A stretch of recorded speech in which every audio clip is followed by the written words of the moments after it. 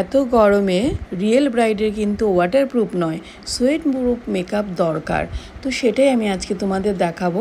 আমার 7th মেয়ের ব্রাইডের কিন্তু ম্যারেজ হলে এসি ছিল না, তো আমি কিভাবে সোয়েট প্রুফ এবং লং লাস্টিং বিউটি লকের মতো মেকআপ করেছি সেটা তোমাদেরকে স্টেপ বাই স্টেপ শেয়ার করব। প্রথমে আগে দেখতে হবে ব্রাইডের ফেস হেয়ার রিমুভ হয়েছে কিনা, না হলে তোমাকেই করে নিতে হবে।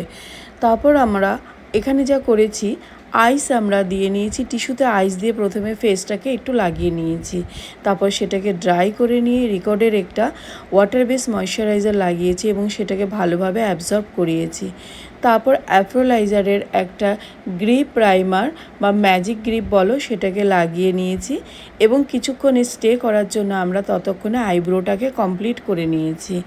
তো এভাবে আমাদের টাইম দিতে হবে, পরপর করে গেলে হবে না, তার জন্য তোমরা অন্য কাজ করে নেবে। তো আমি অ্যাফ্রোলাইজারের প্যালেট থেকে কনসিলার প্যালেট থেকে আমি দেখো কনসিলার করে নিয়েছি, কারেক্টিং করে নিয়েছি। তারপর আসি ফাউন্ডেশন, ম্যাজিক একদম বিউটি লক ফাউন্ডেশন। যদি তোমরা এই ফাউন্ডেশনটা জানতে চাও অবশ্যই তোমরা ফাউন্ডেশন লিখবে, আমি তোমাদের লিঙ্ক পাঠিয়ে দেবো। অ্যাফ্রোলাইজার প্যালেট থেকে আমি কন্ট্রোর করে নিয়েছি এবং লরিয়াল প্যারিস থেকে কনসিলার থেকে আমি হাইলাইটার করে নিয়েছি এবং সেটা ভালোভাবে ব্লেন্ড করে নিচ্ছি। এবং শুধু তাই নয়, অ্যাফ্রোলাইজার প্যালেট থেকে আমি ব্লাশারও করে নিয়েছি, ক্রিম ব্লাশার। এবার দেখো আমি রিকর্ডের গ্রিপ স্প্রে একবার করলাম, তো এভাবে আমি আরও করব।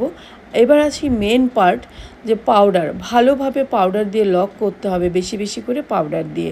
আমি একবার ব্রাশ দিয়ে করেছি, তারপর আমি পাপ দিয়ে আবার পাউডারটাকে ভালোভাবে বসিয়ে দিয়েছি। এবার পাউডারটাকে বেশ কিছুক্ষণ রাখার জন্য আমরা আই মেকআপটাকে কমপ্লিট করে নিয়েছি।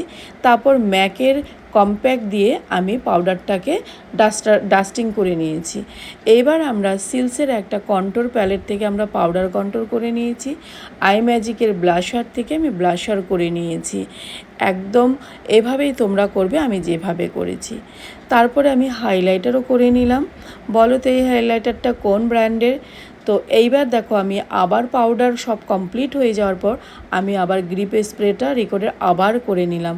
সেটাকে ভালোভাবে ড্রাই করে নিয়ে আরবান ডিকের অল নাইটারটা আমি আবার স্প্রে করে দিলাম।